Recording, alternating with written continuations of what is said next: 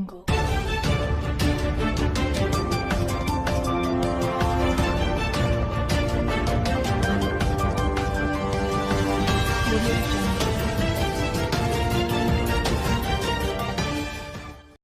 everyone, welcome to Afro News South Africa. Please kindly subscribe to our channel and share our videos. Please turn on the notification bell so as to be notified when we upload a new video. Thank you all. Please listener, before you start hearkening this, you're advised to take a secure seat, not because there's anything ridiculous, but because the verity hurts. I want to carry on a discussion and bring out some differences in perspective. With love, the Operation Dudula in South Africa is led by a family by the name of Mlano Lux, who's contended to have the support of President Cyril Ramaphosa and the ANC scale in that country.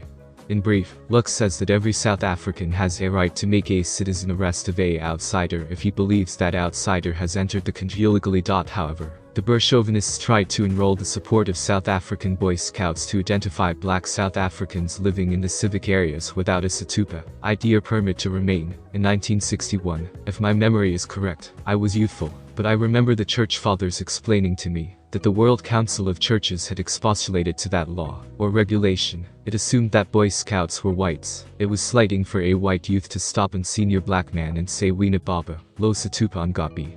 This is exactly what happened to Zimbabwean Elvis Nyathi.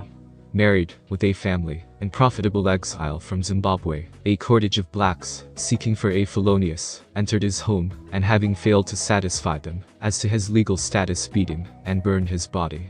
Professor Sabelo Ndlovukacheni has expressed this brilliantly, but the brilliance hides the simplicity of the matter, the violent tone abomination of our sisters, the dichotomies and see aphorism in our black and African knowledge, from Rhodes must fall to Operation Dudula, Ramaphosa to Afrophobia, including the shameless payoff and burning of Elvis Nyathi in South Africa. Please don't miss my point.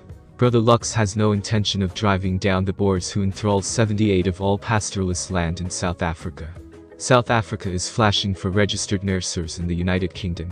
It can fluently get 1,000 of the stylish trained nursers from across the Limpopo River in Zimbabwe.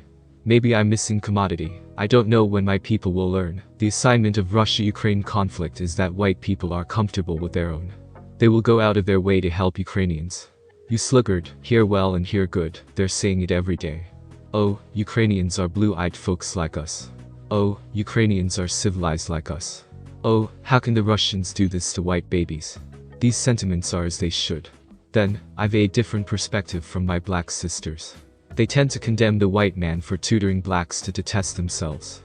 Malcolm X has a chapter on that. I've a deeper explanation. Mortal nature is evil. The oppressed doesn't detest the tyrannizer because of oppression in general terms. He hates the tyrannizer because he misses out on the boons of oppression, which he sees his tyrannizer enjoying every day. Given the chance, the victim, when he becomes the master, is just as bad as his former tyrannizer. There are numerous exemplifications where Irishmen, fleeing from hunger and oppression in 1840 to 1845 in their motherland, couldn't stay to enter the US, where they would have the freedom to enjoy a couple of slaves. My Jewish musketeers tell me that their topmost agony is to wake up and find themselves acting in an analogous way towards Palestinians that Adolf Hitler did to them.